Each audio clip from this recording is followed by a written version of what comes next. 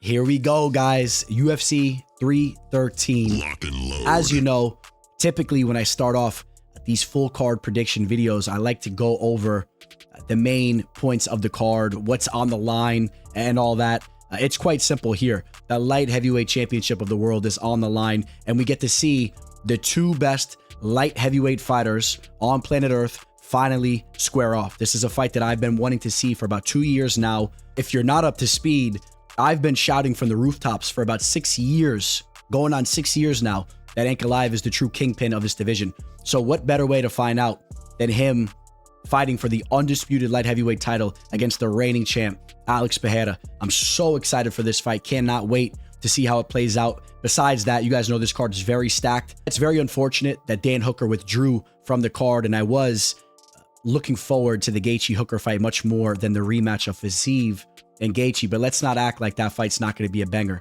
Okay, there's a whole different story going into this fight. Gaethje's coming off that brutal KO loss. Obviously, he pulled off the upset the last time these two men fought, and Fiziev has redemption on his mind. So that will be a good fight. And besides that, there's just a lot of fun fights all throughout this card. King Green taking on Mauricio Ruffy. The UFC keeps pushing Ruffy. They keep putting him on these big cards. Obviously, they really like him. He's coming off somewhat of a lackluster performance in that last fight. People were expecting more from him. We'll see if he goes out there and gets that showcase KO so the UFC can continue to lift him up and put him on the big stage. Ignacio Bahamondes taking on Jalin Turner. That's a great fight. You even take a look at the prelims. I mean, there's a lot of fighters that just straight up deliver. Brunno Ferreira is a fighter that's always going out there looking for the KO. He's taking on Armen Petrosyan. And let me just also highlight Joshua Van versus Rei Tsuruya. Joshua Van is a fighter that pushes the pace like no other in the cage, and that should be a great flyweight bout. So you guys can tell I'm pumped up. I'm ready to jump right into the first fight. Real quick, if you guys can, everybody just smash that like button. All right, I appreciate you guys so much. You guys have no clue. I see my channel getting more and more traction. My subscriber count is creeping up on that 12K mark. I got all these things going on. It's really been frustrating because I can't even talk about a lot of the stuff I have going on, but it's all gonna start unraveling, and you guys have been riding with me from day one, so thank you so much. If you're new here, please subscribe to the channel. If anybody wants the official plays that I'm going to be targeting for this card, because this fight card is going to be a huge one for me. This is going to be one of the biggest cards for me throughout the entire calendar year. If you're interested, shoot me an email or DM me on Instagram or Twitter. That's popping up right below. Go follow me over there, and I'll leave you guys with that. Let's go get into this fight card. The teller.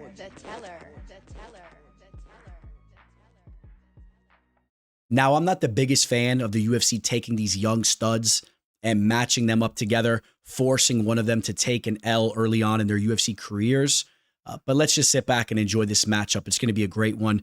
We got a stylistic clash here. Of course, Joshua Van, one of the most active and sharp young strikers in the fight game right now. Rei Tsuruya is quickly making a name for himself in this division based off of his grappling skills. We saw it on the road to UFC. He secured a lot of takedowns. He shows to be a plus wrestler. He's flexible and explosive, so he has that going for himself. But I have a little bit of an issue with him, specifically in a matchup like this. All right, let's talk about Joshua Van striking here for a second, which when you're talking about a fight going 15 minutes, good luck outpointing Van, okay? Because the pace that he pushes is about second to none. As you see, he lands 8.88 strikes per minute. He has showcased some defensive flaws at times, of course, highlighted by the Charles Johnson KO loss that took place late in that fight. But even before that, we've seen him get off to a slow start at times and be touched up. But over time, he will take the fight over and he will outvolume you there. I just haven't seen enough from Tsuruya striking thus far to feel that he's going to be able to hang with Van there. And if he's going to have any type of success in a fight where he cannot solidify those takedowns, I basically feel like he has to land a KO strike. All right, Van's been knocked out once before. This fight's taking place in the flyweight division. I'm just not really banking on a KO happening in this fight. It could happen. It could, but you're not really in a good situation if you're backing Tsuruya and he's not getting those takedowns. And here's the other issue. Okay, Joshua Van, towards the early portion of his UFC career, or if he even caught some of his fights on the regional scene, we've seen him have a little bit of a learning process with his takedown defense. We've seen him taken down at times. Most notably, Zhalgas Zhumagulov hit a takedown on him in his UFC debut. Also, Felipe Bunes had a couple takedowns, I believe, in that fight before he eventually was knocked out by Van. But early on, we had some question marks about his takedown defense. Now it's sharpening up quickly, highlighted by his last fight against Cody Djorden, who you could say Cody Durden's probably the most accomplished wrestler that he's ever faced. And you would expect to see that development from his game because he's just 23 years old. And with his striking being as high level as it is, specifically for his age, I think that now he's able to put in a lot more time and work into his grappling. So we're going to see that continue to grow.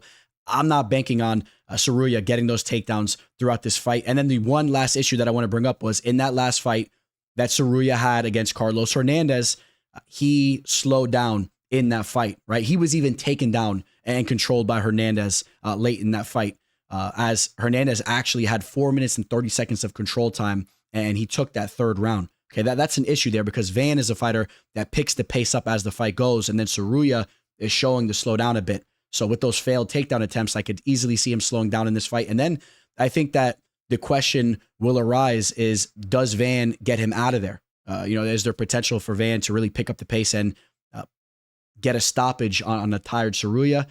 I'm going to say that he doesn't. I'm going to say Joshua Van wins this fight via unanimous decision. The knockout's not out of the realm, but I can't pick it just based on the fact that Tsuruya, of course, hasn't even lost a fight, but he's never been finished. I have Van getting his hand raised, and let's go peek at where the betting line is for this fight. As you guys can see it right here, we're over on BetUS. If anyone's looking to sign up to a new sports book, it's highly recommended.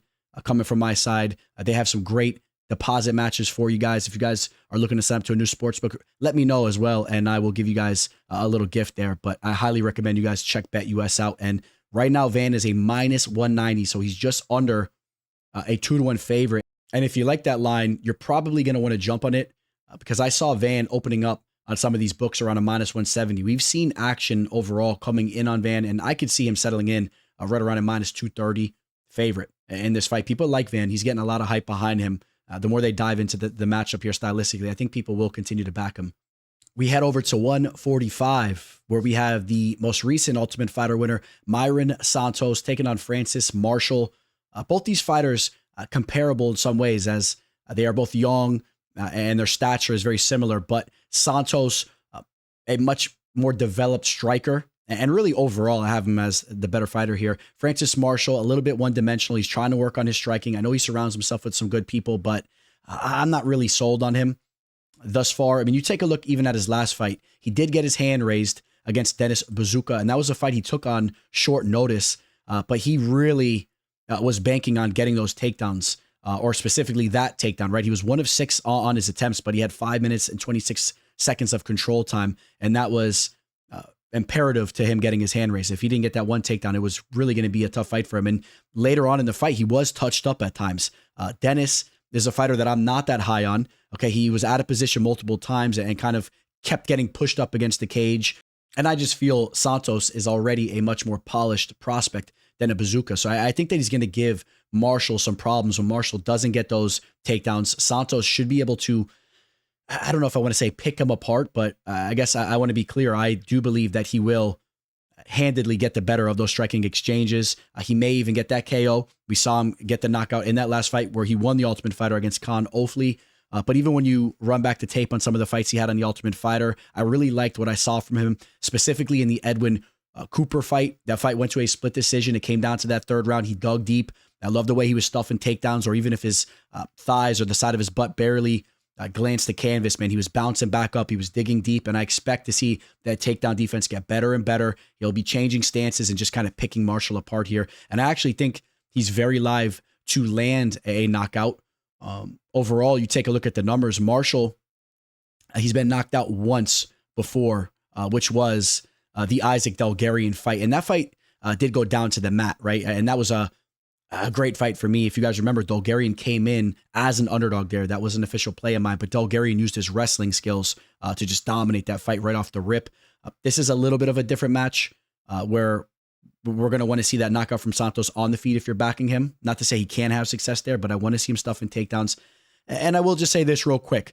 If you're backing Marshall, if you kind of want to look into him in this sense, his true losses come by way of high-level fighters and William Gomis and Isaac Dolgarian. Besides that, He's been very productive. He's won all of his other fights, including the Conor Matthews fight on DWCS. But take a look at the level of opponents, even in the victories, and there's just really not much to talk about. I'm not very high on Marcelo Rojo. I already talked about Dennis, and Conor Matthews is a lower level fighter.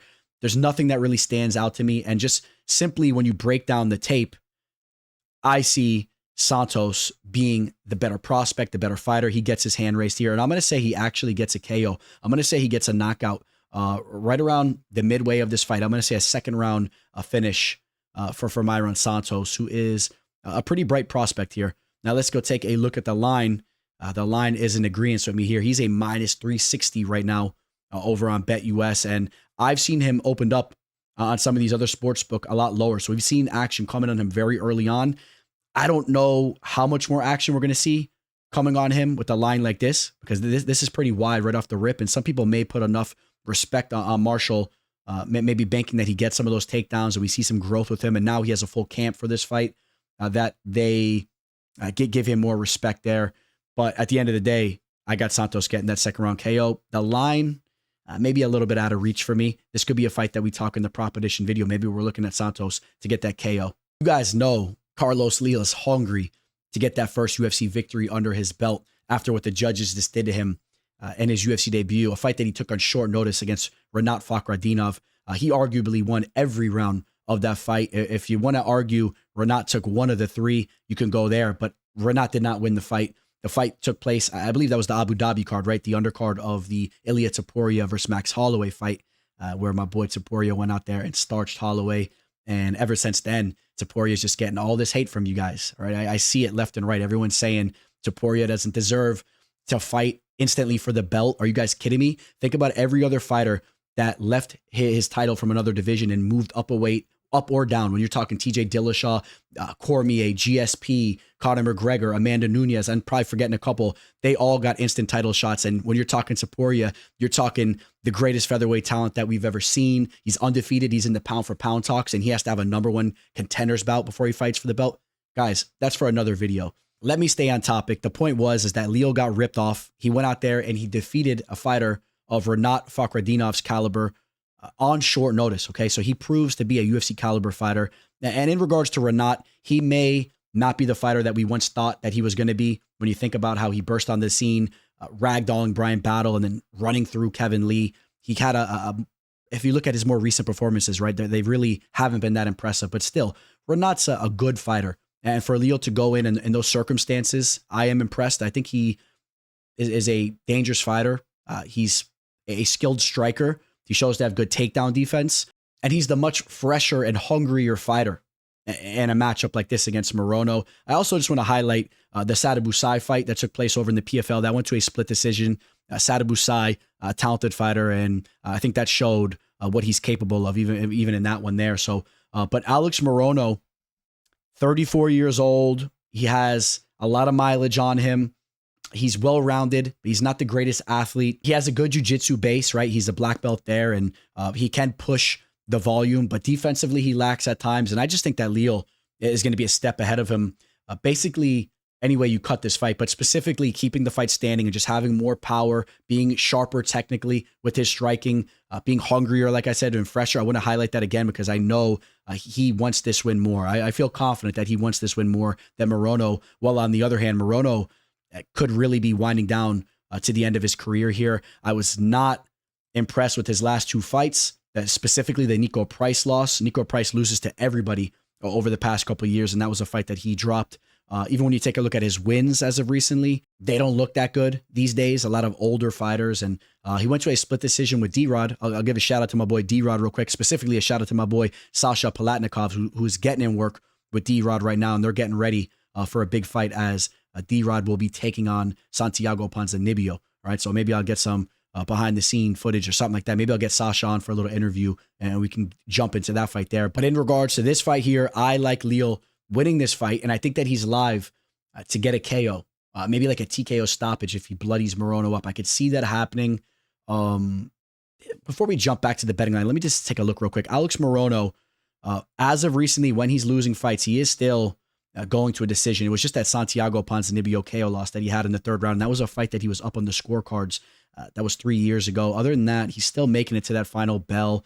I am going to side with him making it to the final bell here once again, but I have him losing this fight. I have him being bloodied up.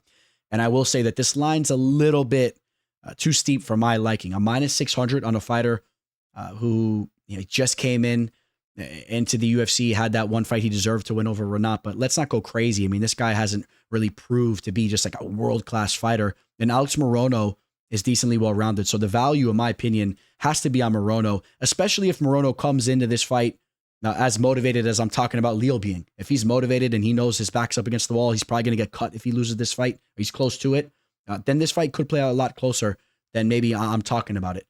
All right, but at the very end of the day, value's on the dog here at plus 400 on Morono. Let's go slide over to some heavyweight action, as this fight was supposed to take place a couple weeks ago. Rizvan Kuniev taking on Curtis Blaydes. I really like this fight here. Kuniev is a fighter that shows real promise to me. He had success over in the PFL before the very impressive performance he just had on DWCS. You take a look back at that PFL fight that he had against Ferreira. Yes, he did pop for a failed test there as he tested positive for an anabolic steroid. He was on a bunch of stuff. And it's kind of key to bring that up because Kuniev has brought in a lot of different physiques into the cage throughout the years. If you guys know what I'm saying, there's some fights back in the day, man, where he was really carrying a lot of extra weight. And even as of recently, there was some fights where he's carrying excess weight. I don't know why he doesn't clean up his diet and take things more serious. I mean, he did look to be in great shape going into that Henan fight. Hence, he popped for the failed drug test there. But, a key point, though, is in that last fight against Hugo Cunha, he looked great in that match, obviously, or at least we assume that he wasn't on anything because it was a UFC fight that should have been regulated the proper way. And he looked great in there, and he really showcased that he's a well-rounded fighter. He's dynamic with his striking. He can work the body. He'll hit you at knees there. That's eventually what set up that KO there. I mean, he landed a nasty knee to the midsection of Hugo, followed it up with some nasty strikes. His grappling skills are more than up to par, which is key in a matchup like this. And if you take a look at his two losses that took place a long time ago, he was a very young fighter. They're recognizable names, two fighters that fought in the UFC back in the day in Darko Stoshik and Justin Willis. Not the best of names, but at least we recognize them and just know he was young then. And I bet you he was completely out of shape in those matchups there. And that's probably what cost him. Okay, but if he comes in motivated, he has the skill set to hang with Blaydes. And stylistically, he's kind of a bad matchup for Blaydes because he has the grappling skills to potentially stuff the takedowns of Blaydes if Blaydes looks to go down that avenue, which we've seen him have a lot of success in the past, right? He's great when he gets those takedowns and he gets on top of you and he's landing nasty ground and pound. I mean, as far as Blaydes' striking goes, he's shown development over the years, but I don't really trust him there. A lot of times when he's in those types of fights, he's the fighter that's getting landed on and finished. And I think that Kuniev can actually knock him out on the feet.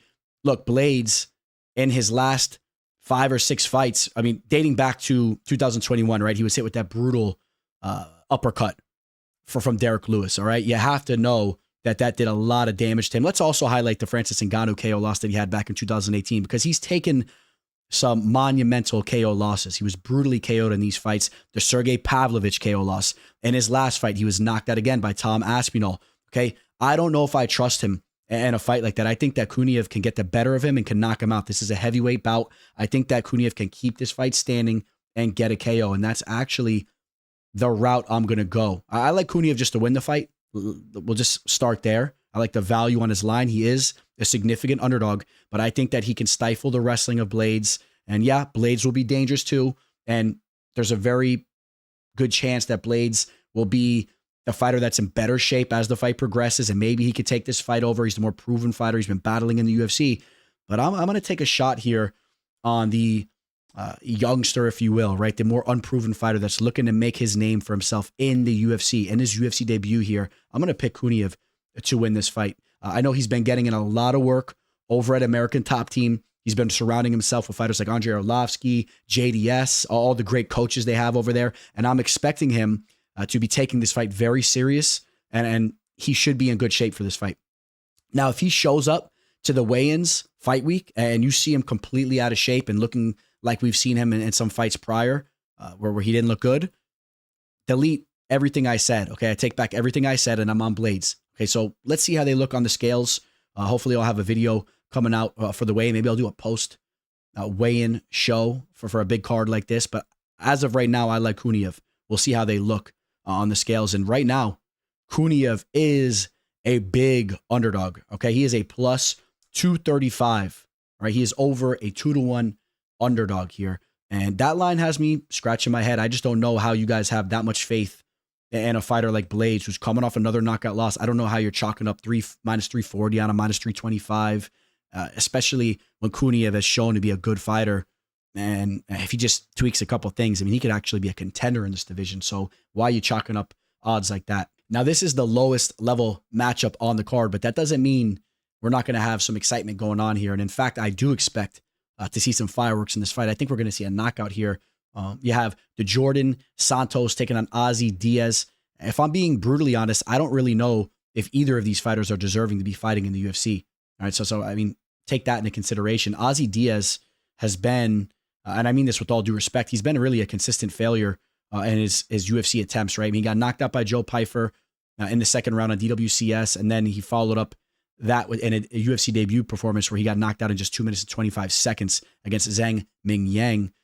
If you go back to only his third pro fight in his other loss, he was knocked out as well in the first round in just 15 seconds. Okay, so he is prone to being knocked out when he loses. He's had some scattered success over in the LFA. Some of those wins haven't really aged that well. Bavon Lewis, who fought on DWCS, really proved to be a low-level fighter if you've been keeping up with him. And I just don't put too much stock into any of these victories. I mean, the knockout over Chuck Campbell, take that one for what you will. Somewhat of a recognizable name if you guys are familiar with Campbell from over there in the LFA. But both these fighters have fought up in weight. Santos has fought in the heavyweight division and the light heavyweight division. Diaz has fought in the light heavyweight division. They're meeting in the middleweight division. I'll sum this one up pretty quickly here. I just want to highlight the DWCS performance that Santos had against Will Curry, who Curry was kind of hyped up going into that fight. He was the favorite, and Santos, as the dog, showed up. But let's be very clear. Will Curry looked horrific in that fight. He showed to have zero boxing skills. He was just throwing kicks, and he was getting pieced up throughout that entire fight. He showed toughness, and I think that Santos could have got a lot of other fighters out of there who were taking those strikes. But I think a lot of other fighters also would have known how to put their hands up and return some fire back with their boxing.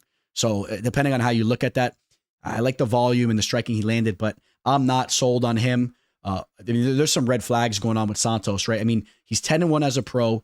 He just went to a split decision. Against Miguel Firmino? I mean, these are low-level fighters. Okay, you take a look at the loss he took against Christian Torres over at Titan FC back in 2019. These are low-level fighters. Go pull up their records. I mean, we're talking about 500-type fighters. There's some alarming stuff going on here. I don't think it's out of the realm that Ozzy Diaz can get a knockout. When he's winning fights, he's knocking dudes out. I mean, he'll bring it. But his defense is very suspect as well. And the problem I have with Ozzy Diaz is the fact that he was just put on his butt with a jab from Zhang Meng Yang, and the chin seems really suspect to me. I think that it's going to be a Santos that ends up getting the KO here. But like I said earlier, I'm not really sold on either of these fighters, and I think if you run the clock forward, you fast forward a year or so, I don't think either of these fighters are fighting in the UFC. They're probably fighting back in the LFA or something like that. So let's take a look at the betting line and see what we see here. We are going to find that Santos, also known as Ribeiro, typical Brazilian that has two last names. Nothing's wrong with that, but that's what they do over there. Now he's Djorden Ribeiro.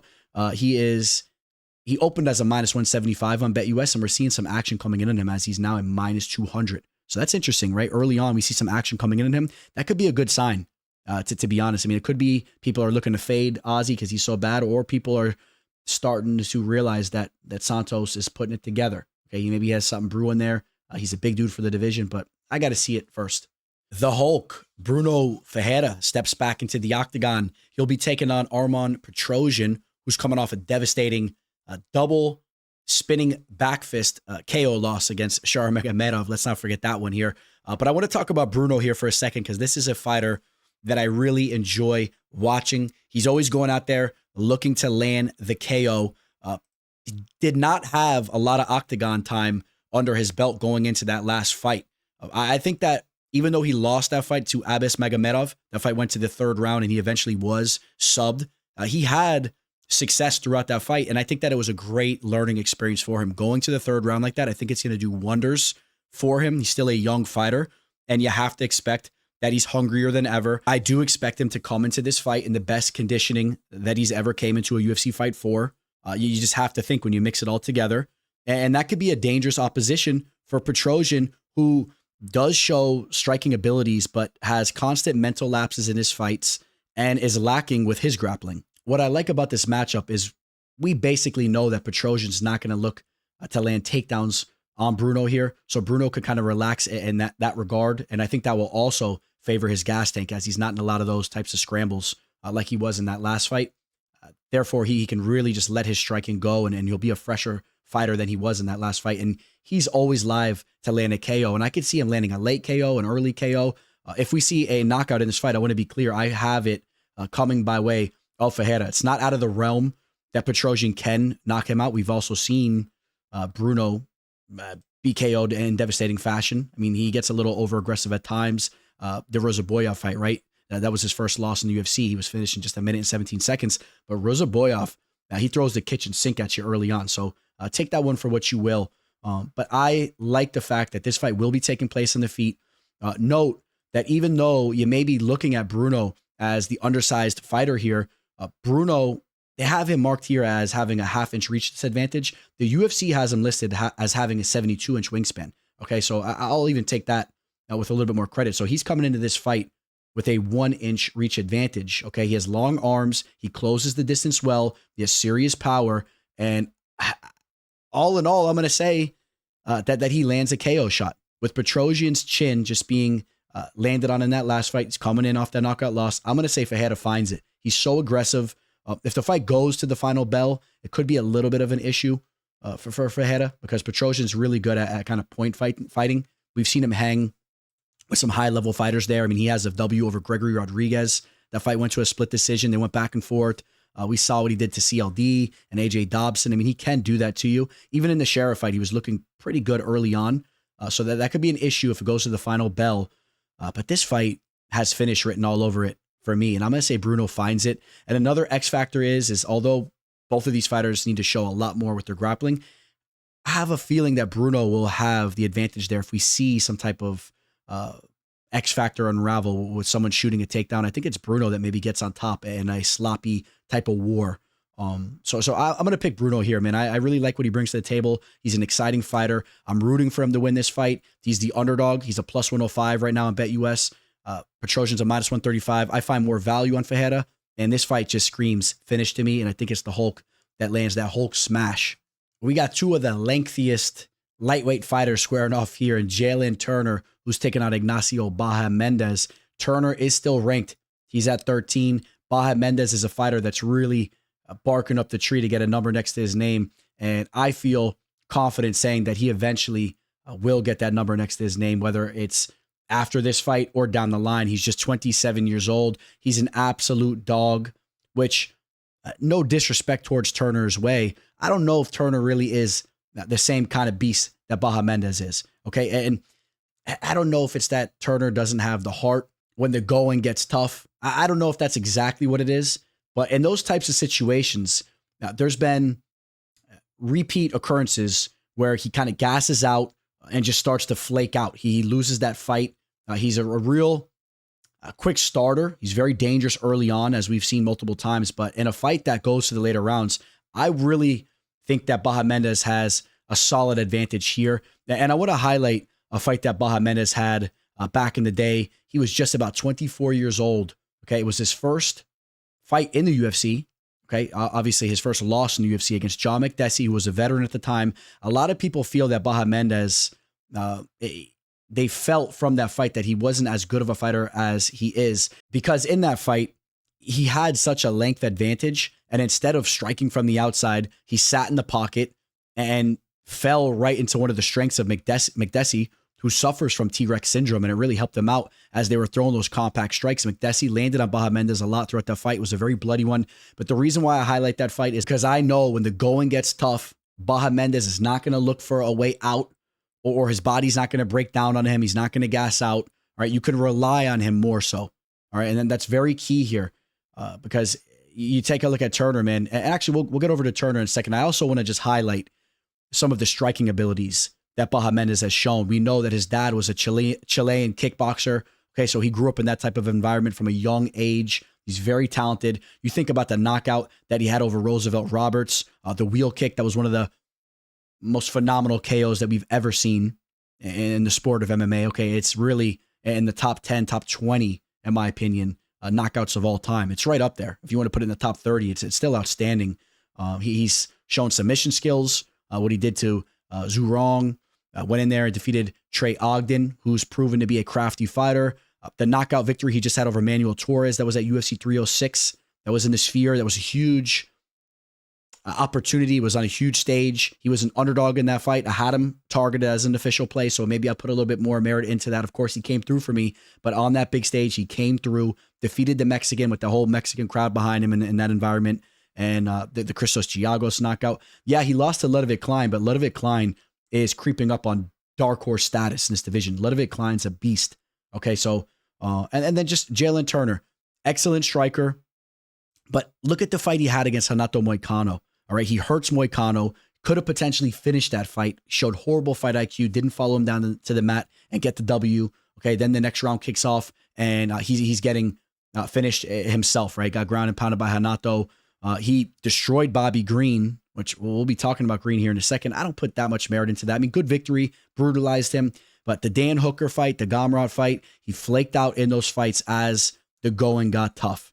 All right. And then also, if you really highlight all the victories that he's had throughout his UFC career, when you look at them in retrospect, there's not a lot of big names. Koulibaly just got cut by the UFC. Malarkey, what a bunch of malarkey he is as a fighter. I got to throw a little corny joke out there because I did that in my last episode. And one of you guys out there, you know who you are if you're listening, had the nerve to hop in the comment section and come at me in a serious manner, trying to poke fun that no one was laughing at the joke when it was just really just a simple little joke that I threw out there. But, get a life. I don't know what's up with you over there. But the Brad Riddell victory. Brad Riddell is a fighter right around that time who he was contemplating retirement. So let me not even talk about Brock Weaver. Okay. So I just don't know if Jalin Turner is really as good as we thought that he potentially was going to be. He's a good fighter, but I like Bahamondes here. I think that Bahamondes will get the better of this fight as it progresses. And I also think that Bahamondes can weather the storm. He's never been KO'd. Okay, he's been subbed twice. Okay, but he's showing growth there, and you can expect to see that growth. He's a young fighter. He's going to polish up his grappling skills. He's a striker first and foremost. That's what he was as he came into MMA. His grappling skills will continue to develop. Turner is more of a knockout artist. I don't see him getting that knockout. I think that this will be a grueling fight. It'll be a fun fight. And I have more faith in Bahamondes pushing the pace. You take a look at the numbers, landing 7.17 strikes per minute compared to Turner's 5.6. He's also absorbing slightly less. All right. The defensive skills are there. And I just think a lot of signs point towards Bahamondes' way. And the one thing I really do like is the fact that he's just 27, coming off a huge victory. I could see him getting a KO in this fight. Turner has been finished in 4 of his 8 losses via KO, via KO/TKO. He gets finished a lot of times, and I think that Bahamondes can get him out of there. I'm going to lean towards another finish here. I'm going to say Bahamondes gets Turner out. I'll say it could be early on, but since I've been talking about how as the fight gets going, Bahamondes will have the bigger heart, I'm going to say it happens later on in the fight. Maybe there's a crazy pace. Turner's breathing heavily again. He's having those anxiety thoughts running through his mind as he's in a fight. You could see it in his eyes, right? In some of those fights I'm talking about, you guys know what I'm talking about. You could see that he's like thinking about other things and he's panicking as the fight gets going. And I don't like that because Bahamondes will be in his comfort zone. He has no problem with some blood splattering down his face. All right. And we take a look at the betting odds. Technically, I'll bet US right now Bahamondes is the underdog, but I mean, it's a pick'em fight. Bahamondes is a -110. The comeback on Turner is at -120. Depending on what book you're looking at, you could see this line flipped. I mean, this is a pick'em type of fight. You're picking your poison here. I like Bahamondes. I was a little disappointed as we started to take a look at this line as we're getting closer to the fight. I really was hoping that we were going to see a lot of action come in on Turner. I mean, there's still time for that to happen, but I thought he would have opened as a bigger favorite and we would have saw a lot of money coming in on Turner. I felt that the vast majority of people would have Turner in a spot like this. He's a more well-known fighter. He's been in matchups against bigger names, whereas Bahamondes still hasn't been on the big stage like that. Even the Manuel Torres, that was a big card, but it was Torres is not proven, and I hope that we see money come in on Turner so you can get Bahamondes at some nice plus odds there. We'll see how the line progresses, but it looks like people are on to the fact that Bahamondes is a dog, and with his spirit, and this could be his fight here. So I like Bahamondes to get a finish. Real quick, I just want to thank you guys for tuning into the show. As always, without you guys tuning in, liking these videos, subscribing to the channel, going and following me on my social media, I would have nothing going on here, and I really enjoy what I do. So thank you, man. I appreciate you for tuning in. You're much appreciated, and I hope you have a profitable event. We got Bobby King Green taking on Mauricio one-shot Ruffy. And I'll tell you guys what, you hit up the comment section up below.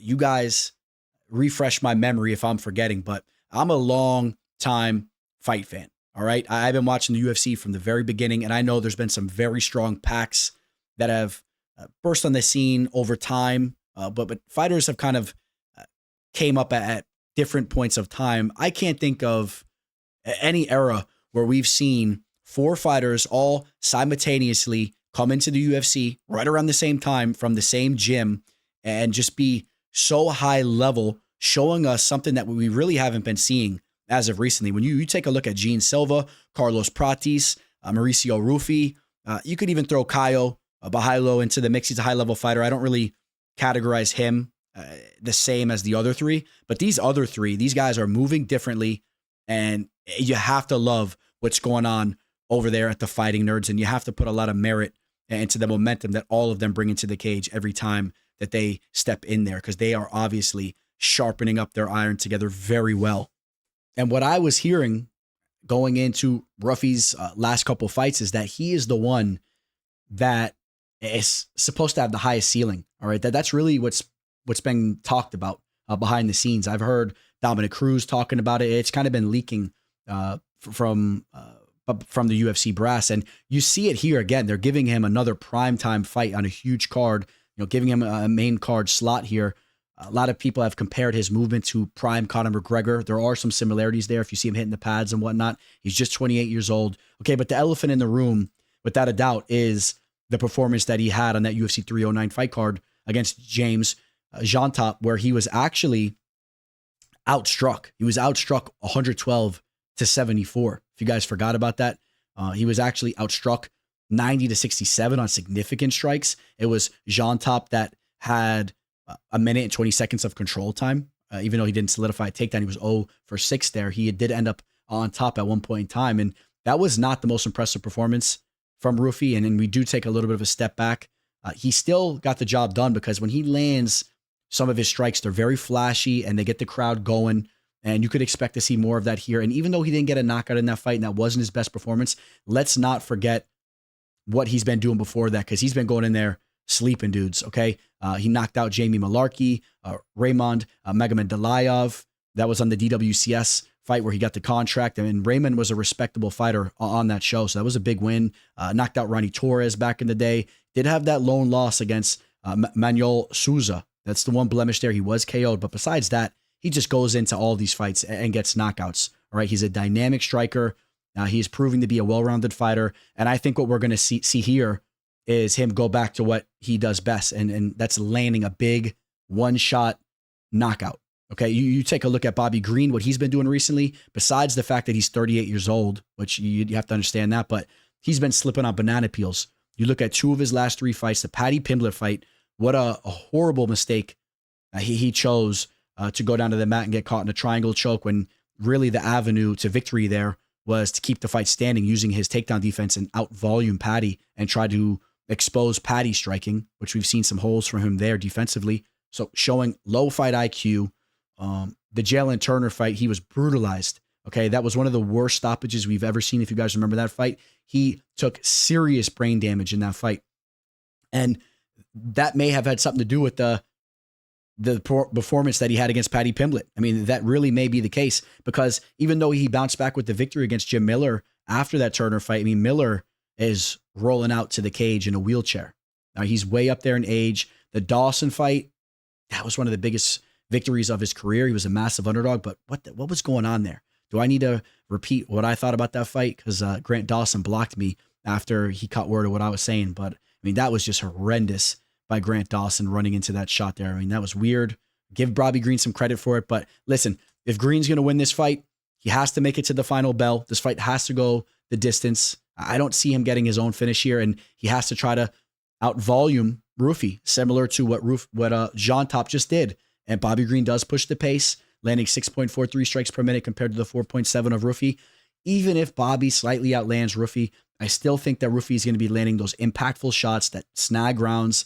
But besides all that, I don't see Green making it through this fight. I think that this will be a knockout spot for Mauricio here. I think Mauricio gets the finish. Bobby is going to ease his way into retirement. He may have a couple more fights, but I mean, take a look how many fights this guy has, man. It's pretty crazy.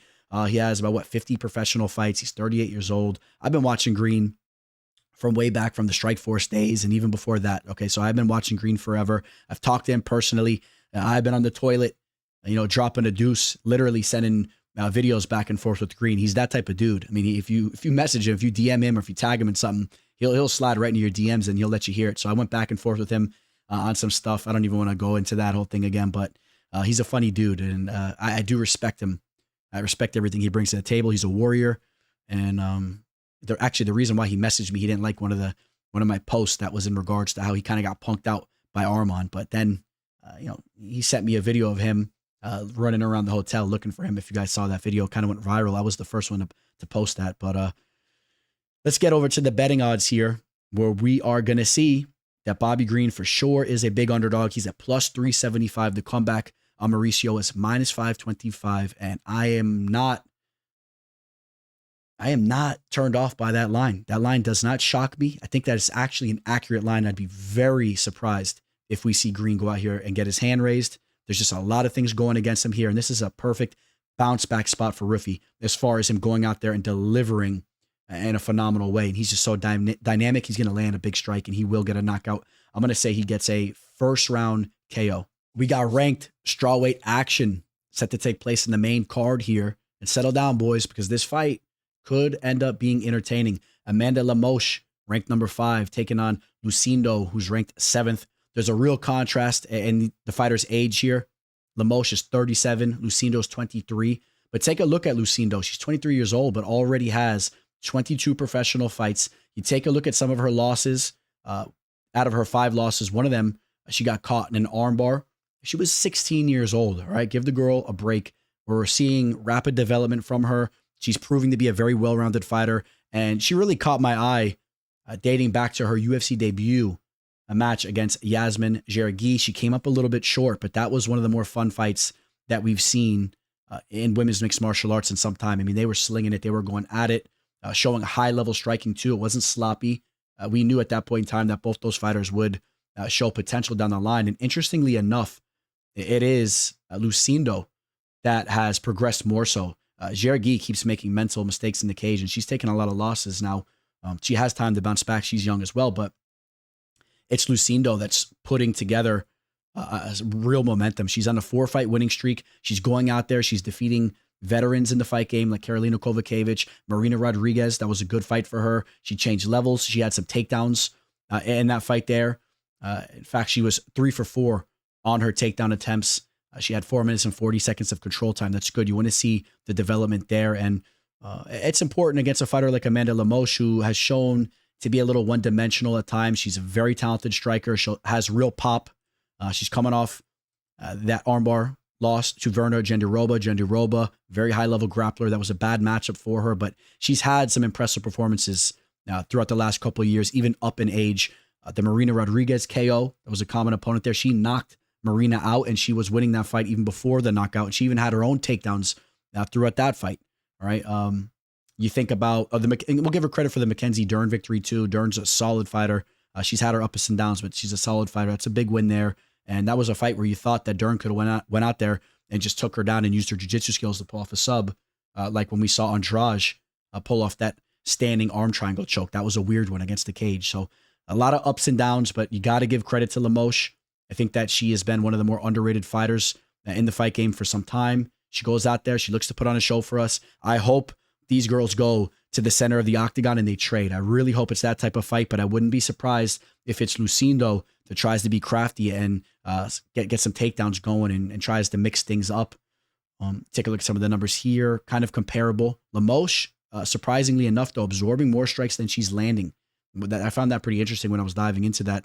But I like the youth of Lucindo. I expect to see her, of course, be the best version of herself at the age that she's at. She should be the best version that we've ever seen from her. While even though Lemos has looked good as of recently, you have to expect a decline to start coming, and it could start to come right into this fight. I like the young buck here who opened up as a -105 on BetUS, and we're seeing a little action coming on her. She's a -120. Wouldn't be surprised if she settles in around a -140, 150 favorite.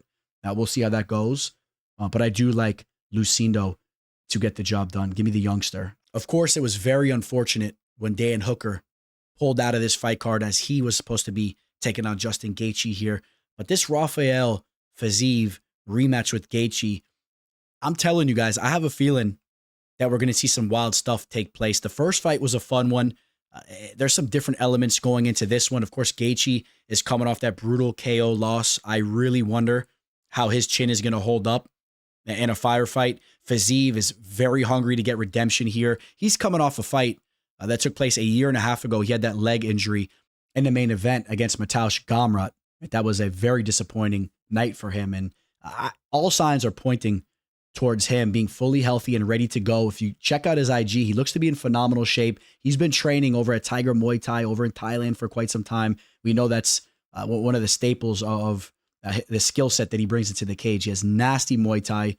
He kind of moves like a video game character. You guys know I refer to certain fighters that have those types of fighting styles, and he's one of them, man. He's so technical. In that first fight against Gaethje, we got to bring that up because he technically is on a 2-fight losing skid against Gaethje. He was outstruck 103-97, but the key to what happened in that fight was the fact that he slowed down. Gaethje took that fight over. It came down to the third round, if you guys remember, and Gaethje outlanded him 53-38. So with him taking this fight on short notice, if this fight goes to the third round and whoever takes that round wins the fight, that could be a good sign for Gaethje once again, as he's been training for this date and his cardio should be fresher. It was fresher the first time around anyway, all right?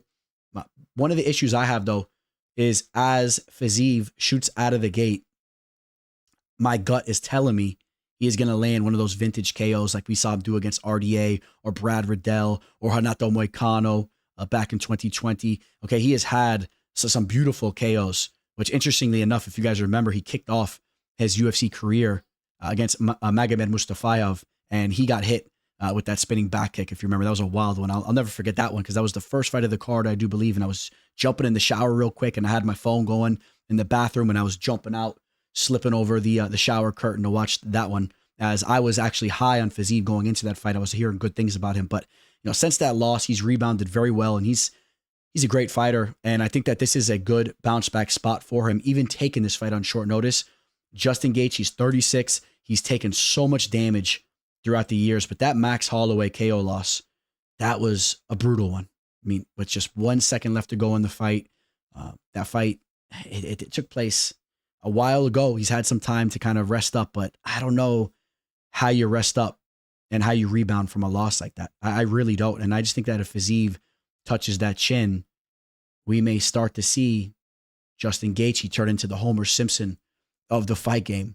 And, no disrespect. Obviously, he'll never be that. I mean, that label is strictly for James Vick, when James Vick brought that disrespect to my boy Gaethje's way. I've been following Gaethje way back from when he was fighting over in the World Series of Fighting, right? The World Series of Fighting, WSOF, which turned into the PFL, right? But when he was going out there shining against Jay-Z Calvacante, Dan Lozon, I mean, these Nick Newell, Melvin Gillard, I know these don't look like the biggest names, but what he was doing over in the World Series of Fighting, it had my attention, and I couldn't wait for him to join the UFC. And you saw what he did when he came in and had one of the most entertaining fights we've ever seen in the division against Michael Johnson. Back and forth action going on. I mean, you're talking about one of the most exciting fighters to have ever done it. So nothing but respect towards Gaethje's way, but I have to stick with my gut here.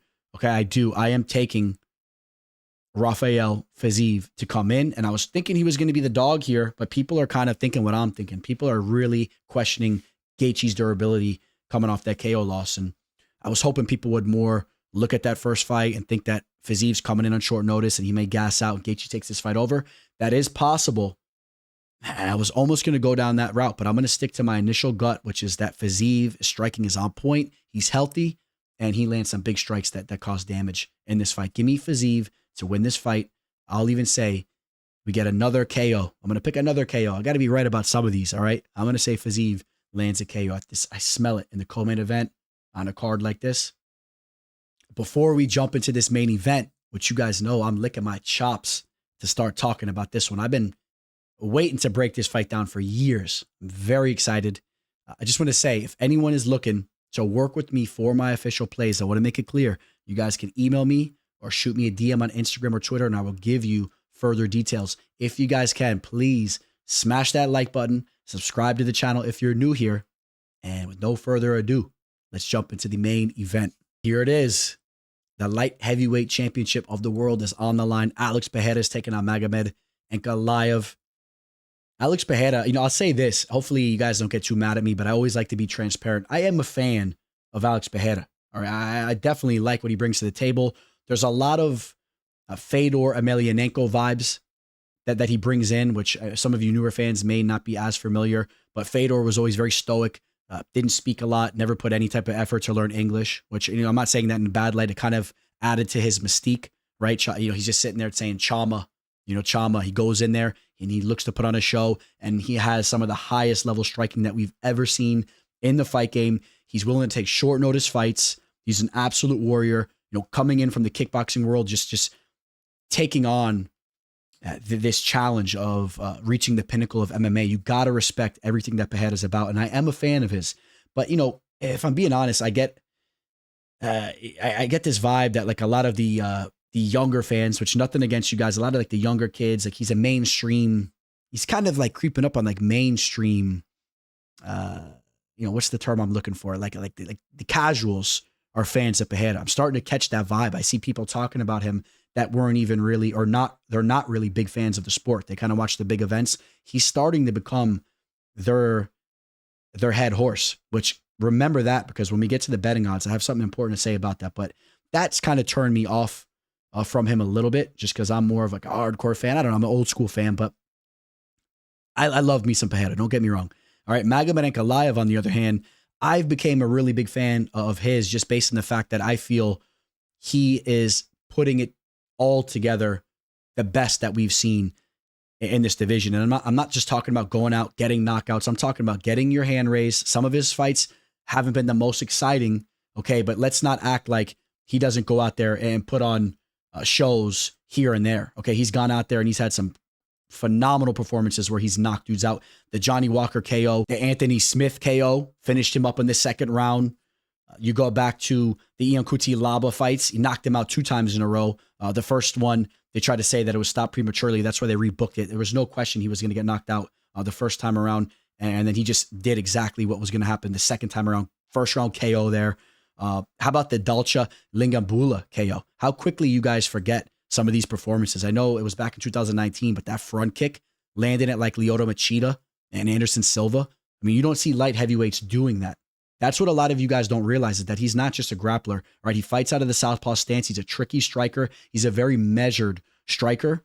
He's had issues absorbing those calf kicks, and I do believe that Pereira can definitely tee off on him there. But if he avoids taking serious damage to his legs and his calves, which you have to believe that he's training extensively to avoid that, he's the more well-rounded fighter, and he has more avenues to victory here. Think about it like this. Of course, we all know there's the potential that he could exploit Pereira's takedown defense, because we haven't really seen Pereira faced off against any high-level grapplers.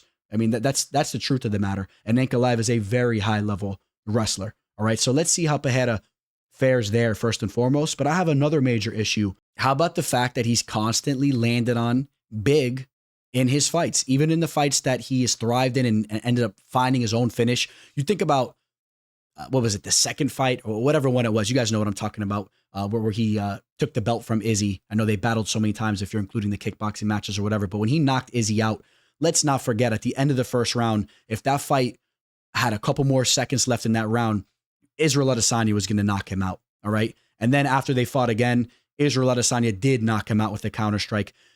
You think about even his most recent fight against Khalil Roundtree.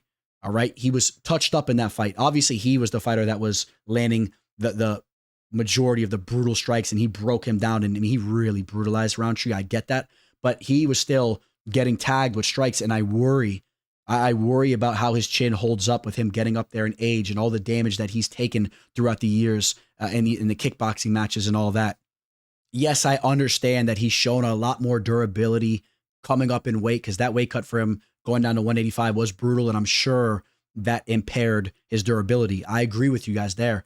But you start creeping up on 38 years old, you're in the light heavyweight division, you feel a little bit too comfortable trading.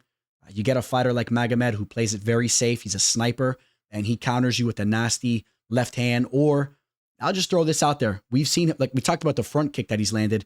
Don't also sleep on the head kicks that he throws. He throws nasty kicks as well. I mean, I think that Pereira would probably avoid those. I mean, he should see those coming, but hey, don't be surprised if a little check hook or something like that sleeps Pereira, and we see Pereira get knocked out once again inside the octagon, and we see Magomed Ankalaev become the reigning champ. When Poatan is worried about the takedowns that are coming his way, and he has to start looking to defend those, you guys know it opens up the striking. Don't forget Khabib versus Conor. All of a sudden, we see Khabib landing these nasty strikes on the feet against Conor as the fight progressed, because Conor was so worried. Study your history here. I'd much rather be on the side of the more complete and well-rounded fighter than being on the side of this nasty, somewhat one-dimensional and not completely tested fighter who's a phenomenal fighter. But give me the more complete Magomed Ankalaev here. I say Ankalaev gets him out of there. He gets a TKO. He hurts him. Maybe he follows him down to the mat after he's wobbled and kind of slams him down and ground and pounds him. Or even maybe finishes him up against the cage, just bombards him with strikes, and we see Pereira collapse. I'm calling another knockout here. All right? Another knockout on an underdog. At least he's currently an underdog. And I expect him to come into the night as the dog. Right now, he's a minus 110. He opened up as a minus 140 on BetUS. We see the action coming in on Pereira. It's exactly what I expected. As Pereira is the more known fighter, I expect the public to completely slam this line, at least to some degree. I'm guessing Pereira will enter the cage as like a minus 145, minus 150 favorite. That's what I'm hoping. And I like the dog odds on Ankalaev. All right, guys, you heard it here. All right, the teller is taking Ankalaev to become the new UFC light heavyweight champion of the world. We got it documented. All right, guys, that's going to wrap this one up. You know I have to hit you up with some parting words. Thinking of something I could chat it up with you guys on the mic. I mean, this one will be a little bit more so for the young bucks out there. As I've been thinking about it, I'm sure I have a lot of youngsters tuning in. I know there's a lot of young fight fans out there. And with wisdom, you have learning experiences, and you see the world a lot more clearly. Trust me on that, man. If I could talk to a 22-year-old, or forget about a 16-year-old version of myself, what I could have taught myself. All right. That's one of the keys to life. If you guys have a solid mentor around you, hopefully you have a solid father figure in your life, something like that. That's really the key to life. You talk about the most accomplished people in this world. That's definitely not always the case, but you look at the majority of successful people and they've had someone to teach them the ropes. So if you're in a position that you have someone like that, embrace it. Listen to what they're telling you. Trust me, listen to what they're telling you. Even if you feel like you're smarter than them, say you got an uncle or something, you're like, I feel like when I'm his age, I'll be a more accomplished person. However you look at it, understand that he still brings a lot to the table just with the wisdom and experience that he has, because when you're that young, man, you just don't have it figured out, period. It's hard for me to explain it to you guys. You got to take my word for it. Try to imagine when you were in elementary school, if you were a middle schooler, right? If you're a young buck, or if you were in high school, what you could have taught a 6th grade version of yourself. It goes the same way and doesn't stop. All right. As you go into your 30s and 40s. So get a solid mentor one way or another, or listen to what your pops is telling you. Hopefully he puts some time and invest in teaching you that type of stuff. And if you don't have that type of relationship with your father, try to find it somewhere. It really can benefit you guys. All right. And I'll also say, make sure you're your own mentor. Check yourself on what you're doing. All right. Don't make stupid decisions. Don't hang out with stupid people, because they'll put you in situations that could really screw you up. And that's for the young bucks out there too, because you're doing stuff where it could really have an impact on the future of your life. All right. As you get older, you kind of avoid those situations more so. But you better watch out when someone tells you to take a ride with them and you get caught up in something that could completely change your life. You know, if you're living that type of lifestyle, just be on your P's and Q's, man. Check yourself, talk to yourself, constantly talk with yourself. And you know what's right and wrong at the end of the day. All right, I'll leave you guys with that. Hope you guys all have a profitable card.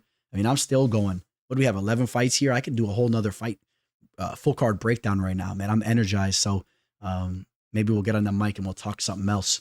But thank you guys for everything you guys do for me. Hit that like button, subscribe. Check me on my social media. Signing out, Teller. The teller. The teller. The teller.